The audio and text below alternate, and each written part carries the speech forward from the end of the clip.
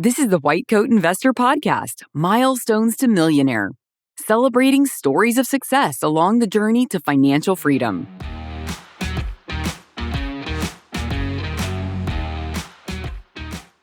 This is Milestones to Millionaire Podcast number 162. Ophthalmologist acquires $50 million. No more wading through dozens of books at the library, scrolling through hundreds of blog posts or dozens of blogs, or checking in daily with online forums trying to gain a financial education the way the hobbyists do. For a fraction of the price of hiring a professional financial planner, the Fire Your Financial Advisor online course will take you from feeling anxious and having no plan to having a written financial plan you can follow the rest of your investing career as a professional and a retiree. This course is the material that should have been taught to you in college, medical school, or residency, but never was. Fire Your Financial Advisor also has a version eligible for CME credit. Get your financial life in order today. Go to whitecoatinvestor.com/courses to sign up. You can do this, and the White Coat Investor can help. This is the Milestones to Millionaire podcast. What we do on this podcast is, rather than answer your questions and bring on, fascinating authors or whoever to interview, is we bring you on, the audience, and we celebrate with you the financial goals you have reached and use your accomplishments to inspire others to do the same. You can come on the podcast and share your milestones by applying at whitecoatinvestor.com/milestones. By the way, if you need help with taxes, a financial planner, student loan advice, mortgages, real estate investing, whatever, we try to find the good guys in the industry and put a list of them together. So when you have a need for a financial service provider, your search method is dramatically easier.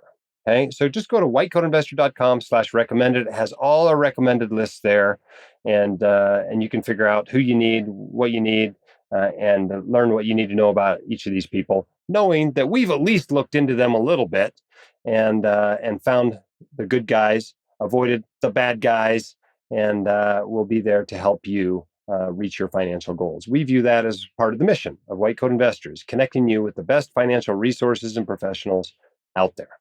All right, we've got a pretty interesting guest on the Milestones podcast today.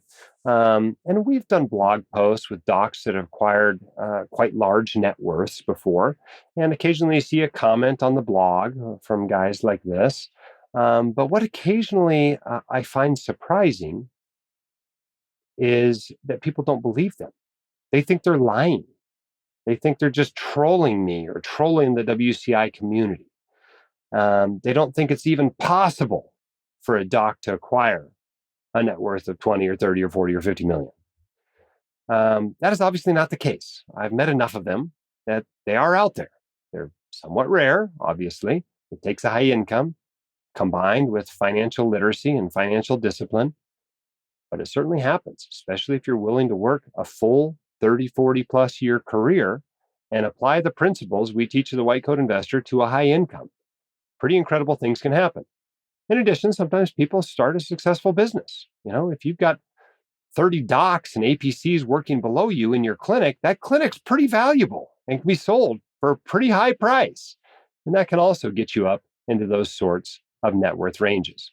At any rate, we're going to bring on a doc today that's acquired a net worth of nearly $50 million during his career. And he's going to share with you some of the secrets about how he did it. Stick around afterward. We're going to talk a little bit about one of the problems he's dealing with, which is estate taxes, afterward. Our guest on the Milestones to Millionaire podcast is a recent retiree that we're going to call Fred. Fred, welcome to the podcast. Thank you very much. Pleasure to be here. I understand you recently retired. Congratulations. When was your retirement date? 17 months ago, July. Very cool. Well, congratulations, and thank you for what you did for your career. Let's talk about your career. What did you do? I was an ophthalmologist. I'm about 40 plus years out of school and really enjoyed the career in medicine in general. Okay. And did you own your own practice? Were you in a partnership? Were you an employee? What did your career pathway look like? So I was at one practice my entire career. I was partner and actually the managing partner for the practice. And along with three other doctors, co-founded a surgery center. And I was the managing partner for that surgery center also. And we were the highest volume eye surgery center in our state and perhaps in our region. Okay. So, pretty successful business. You owned it with several other docs, it sounds like. Did you sell your share out to them? Did you all sell out to private equity, or are you still an owner of that practice? Well, after owning it for about a dozen years, we sold 51% of the surgery center only to private equity. And then when I retired recently, I sold the remainder of my shares to my partners and some to the private equity. Okay. Okay. Practice practice stayed on its own. Okay. Very nice. And we haven't mentioned yet what milestone we're celebrating. I mean, retiring itself should be a milestone, but you managed to retire with a pretty substantial net worth. Can you tell the audience what your net worth is? Almost 50 million. Almost $50 million. And how much of that came from the sale of the surgery center and any, ownership in the practice you might have done versus money you accumulated from your income along the way? So of that, about 6 million came from selling the surgery center. And the rest of it was working hard and investing wisely. Now, the white coat investor started in 2011. Clearly, it was not me that taught you how to do this. You were doing this long before the white coat investor came along. How did you become financially literate and disciplined? Well, let me tell you a good story. When I was 13, which was way back in 1969, I inherited $15,000 in a single stock from my grandmother. My parents turned over that stock to a family friend who was a full cost broker at the time. He, of course, promptly sold it for another single stock. A year later, he called and said that single stock was falling precipitously and it was time for me to sell it. I declined to do that. And I said to my parents, why would I buy high and sell low when I didn't need the money at 14 years old? That's when my journey began. So that was about 1970 when I was 14. And I don't think Bogle came out with his 500 index fund till 76. So it took me a while to find Bogleheads, find the theory behind index. But along the way, it was important. I read Larry Swedroe, Bill Bernstein, I'm sure, of course, Benjamin Graham, to try to educate myself. At 14, I realized that the professionals often didn't know what they were doing. And now, in retrospect, I know that a stockbroker, many of them, are just full commission, non fiduciary salesmen. And that's when my journey started. And as soon as the index funds really hit Vanguard, I made the switch over. I still have some legacy funds and individual stocks that I had along the way because they did well also. And it was too painful to sell them and suffer the capital gains. But well over 95% of my holdings are in index funds. What kind of income range did you see over the course of your career? I imagine it's substantial given the effects of inflation over 40 years, but what incomes have you seen? I was fortunate in my office practice from the surgery center. I would make $1 to $2 million a year. Currently, I have our investment portfolio in two components. The first is the index funds that we talked about. And the second is in very high quality, single or double tax free municipal bonds. Once I realized that I had this income, I realized that I would be able to create a portfolio that would basically be immune from sequence of returns risk once I retired.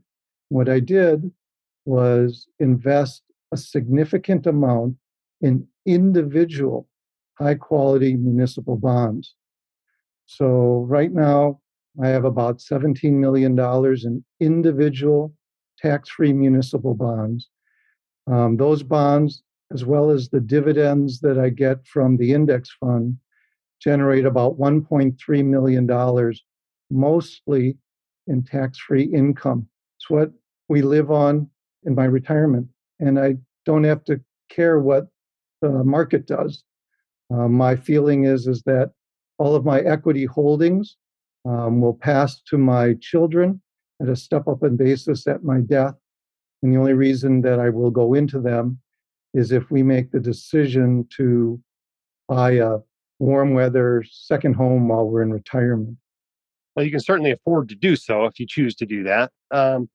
It's interesting. I look at salary surveys all the time. And the salary surveys show that ophthalmologists, on average, make $300,000 or $400,000 a year. And yet, you are making 1 or 2 million. What advice do you have for an ophthalmologist that's making $350,000 a year and would like to do what you did in your career? I've got about 7 keys to doing that. The first is geography. In choosing for us to deliberately live near family, I also got to practice in an area where demand for my work was essentially unlimited. That's the key. There wasn't really the competition, so I could work all day, all night if I wanted to.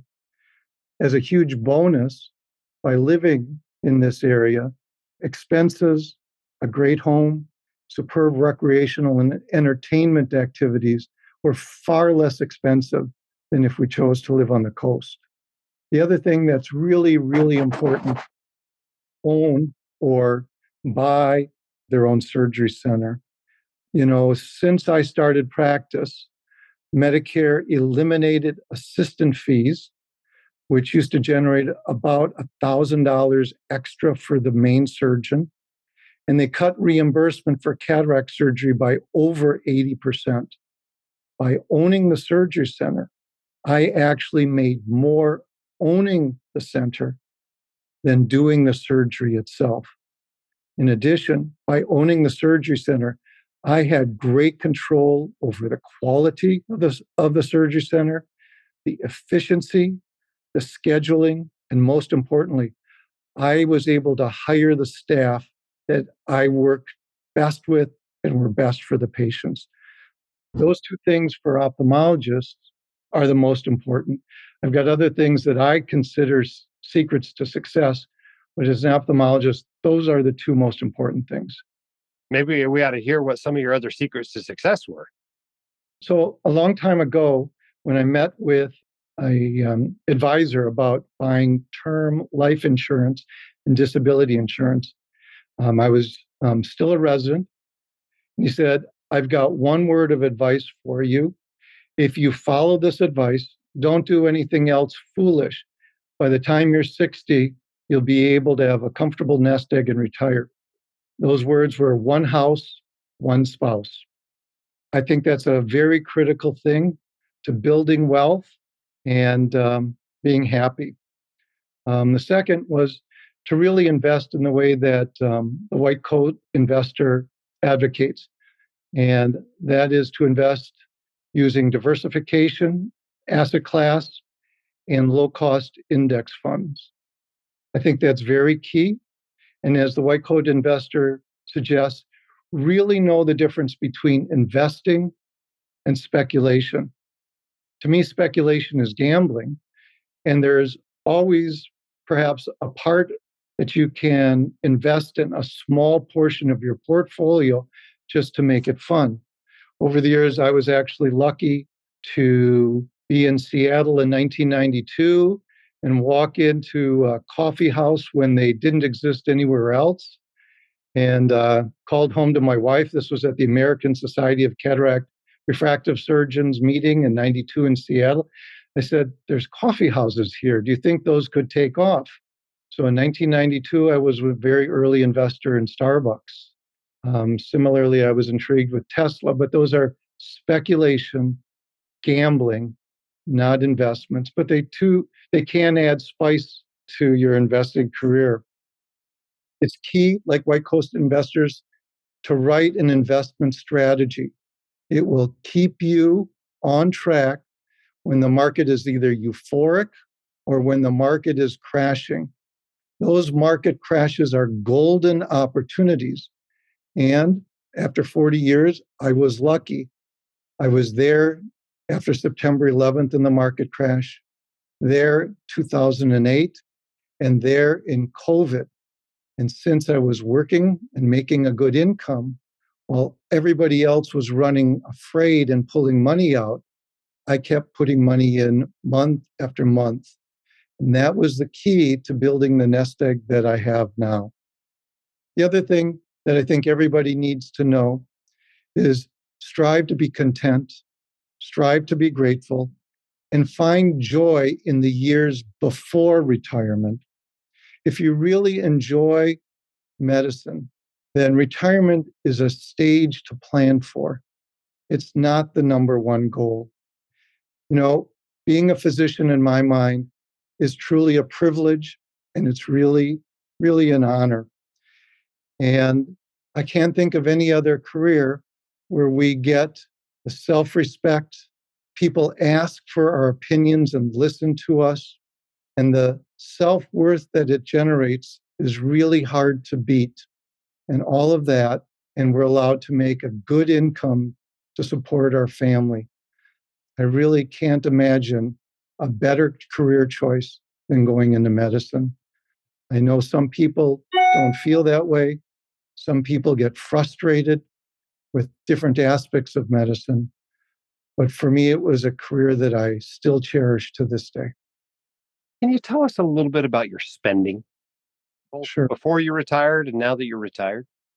So our spending before retirement was about $420,000 per year. Again, I was making 1 to 2. So as you have always advocated, live within or below your means. Now that I've reached this age, our spending is changed only in the sense that we spend more in travel, now about $90,000 a year.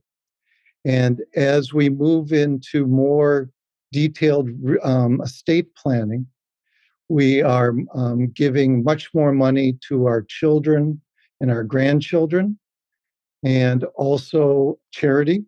And we're trying to get our head around and get comfortable setting up SLATs, spousal lifetime access trusts.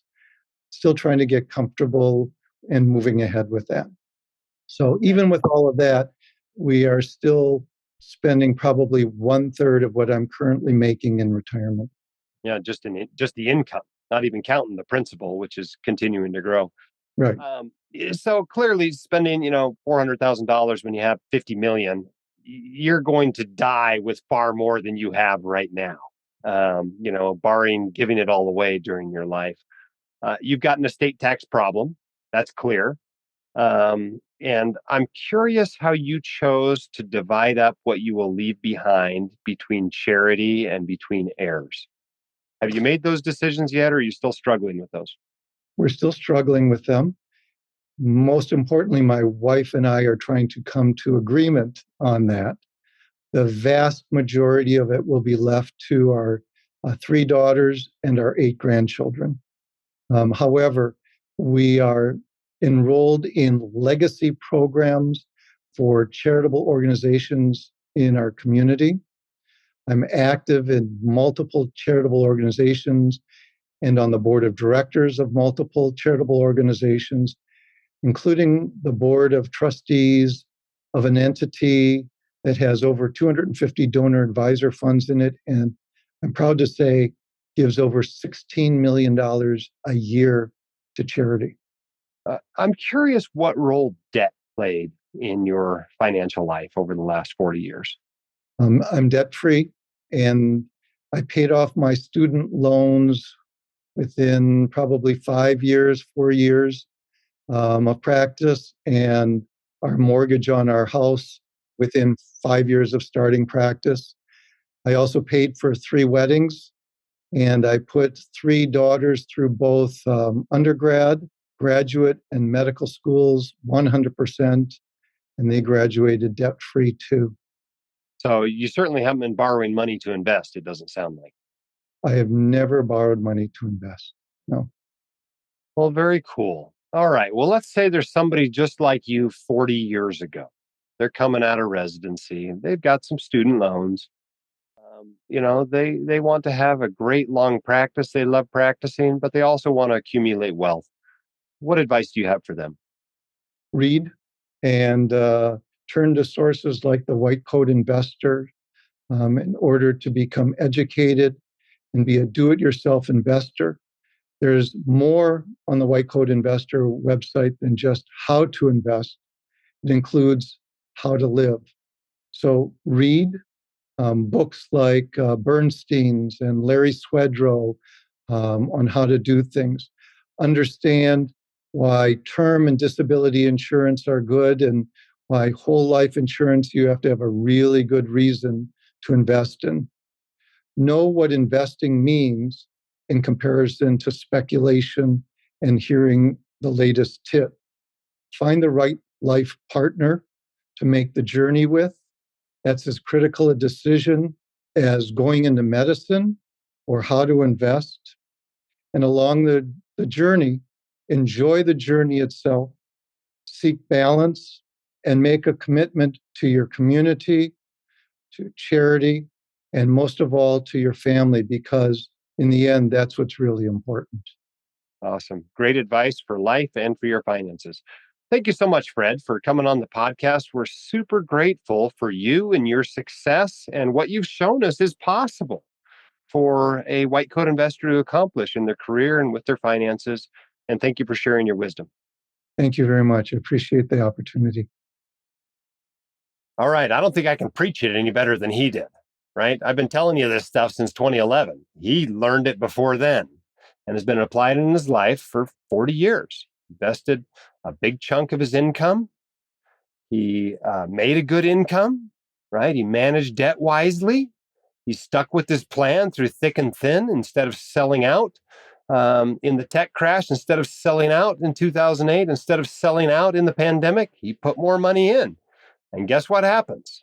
Yeah, ownership's great, right? He got a nice 6 million boost to his retirement nest egg when he left. In his case, he was such a good saver and investor, it really didn't move the needle all that much. But for lots of people, that takes them from having a $2 or $3 million net worth to having a $10 million net worth. And so ownership's also, I think, a pretty important aspect of this success story. I'm a big fan of ownership. Now, it doesn't always make sense to own your job or own your house or whatever. But in the long run, most of the time, the owners make out better than the non-owners. And so consider that as you go through your life. All right, I promised you we were going to talk a little bit about estate taxes. And, when you think about estate planning, there's multiple reasons for estate planning. One of which is just to make sure your money and your stuff goes where you want it to go when you die. You may be trying to avoid probate, which can be an expensive and time-consuming process and can also be, a public process. But for a lot of people, it's minimizing taxes is the reason they're doing estate planning. And a lot of people worry about the death tax, but it actually doesn't even apply to them. Most white coat investors are not going to have $50 million when they die. Most white coat investors are going to have, $5 million, something like that, maybe $10 million, maybe. And the nice thing about the estate tax is that, at least federally speaking, and it differs by the 10 or 15 states that have an estate or inheritance tax. But for most of us, the federal one's the only one that applies. And it has a big exemption. Right now, the exemption is 13.61 million. Double that if you're married. That's how much of your wealth you can pass to the next generation without paying any estate taxes at all. So that works out to be over $27 million you can pass on without paying estate taxes. The problem is once you get above that amount, very rapidly, within $1 million of additional wealth, you get to a 40% tax rate. So in this case, if you died with $50 million, you pass on 27 million, that leaves you 23 million. 23 million times 0.4 works out to be what? Like, 9 million or something. $9 million in taxes. That's what it's going to cost Fred when he dies if he doesn't do anything about it. And so the main thing people do is they give their money away. You either give your money away to the next generation, and you can give in 2024, you can give $18,000 a year to any person you like, you and your spouse both. So if you got a married kids and they got 3 grandkids, you and your spouse can each give each of them $18,000 a year. So that adds up in a hurry, and that can help decrease that amount of your estate above the estate tax exemption. You can do that directly. You can do that by putting the money into trusts, etc. Also, money you give away to charity doesn't count toward that estate that will be taxed. So those are kind of the main techniques. Now, he mentioned a SLAT, a spousal lifetime access trust. And this is the mainstay of our estate plan. Not only does it provide substantial asset protection, but basically what it does is it allows you to get growth in your net worth out of your estate. Once the money's into the SLAT, whether you gift it in there, whether you sell assets into it in exchange for a promissory note, further growth on those assets is not in your estate. So estate taxes aren't due on that. And over the course of a number of years, we're hoping to completely eliminate any estate taxes that we may owe. And so far, I think the plan's going to work. It's not quite there yet. If we died today, we would be paying some estate taxes, but I think over time it is going to work. We're basically spending down our estate, using it for taxes, using it for charitable giving, while the value in the SLAT increases. And so that's what he's looking into. Probably would have been better if he'd done that, 20 years ago. Maybe he didn't realize he was going to have an estate tax problem then. Be aware, by the way, that starting in 2026, that federal estate tax exemption amount is going to be cut in half. It is indexed to inflation, but if Congress doesn't make any changes in the laws between now and the start of 2026, it's going to be, about $14 million total between the two spouses rather than $14 million each. All right, enough on estate taxes. It just is not an issue for the vast majority of white coat investors. I'm sure when you hear about a doc with $50 million making $1 to $2 million a year, it doesn't feel like a very easy person to relate to. But I think it's still useful to bring somebody like that on the podcast every now and then just to show you what's possible. All right, let's talk about Fire Your Financial Advisor, right? This is a course we put together, 5 years ago now, 6 years ago, because we found there was a whole group of people in between the hobbyists like me, right? How did I become financially literate? I read books. I participated on forums. I asked questions. I answered questions. I read blog posts. It took years. It was free, but it took a lot of time. And then on the other end is someone that just goes out and hires a financial planner to help them draft their financial plan, maybe implement the plan, and maybe even manage their investments going forward. But in between those two groups, there's a whole bunch of people. And those are the people we're trying to reach with the Fire Your Financial online course. For a fraction of the price of hiring a professional financial planner, that course will take you from feeling anxious and having no plan to having a written financial plan you can follow the rest of your investing career as a professional and a retiree. Okay, this is the material you should have been taught in college, medical school, or residency, but never were. It also has a version eligible for CME credit. So if you got some CME dollars, you can actually use that to buy this course. It comes with some wellness material, and that's what allows it to be eligible for CME. So get your financial life in order today. Go to whitecoatinvestor.com/courses to sign up. You can do this, and the White Coat Investor can help. All right, that's the end of another great episode of the Milestones to Millionaire podcast. I hope you enjoy these. If you want to come on, apply at whitecoatinvestor.com/milestones. You do not need $50 million to come on. Heck, if you got back to broke, we'll celebrate with you. If you paid off your car loan, we'll celebrate with you. You could have paid off your credit card. I'll celebrate it with you, and we'll use it to inspire somebody else to do the same. All right, keep up the good work. We appreciate what you do. Let us know what you like about the podcast and what you don't. And we'll keep being here to walk alongside you in your financial journey to reach your financial goals. The hosts of The White Coat Investor are not licensed accountants, attorneys, or financial advisors. This podcast is for your entertainment and information only. It should not be considered professional or personalized financial advice. You should consult the appropriate professional for specific advice relating to your situation.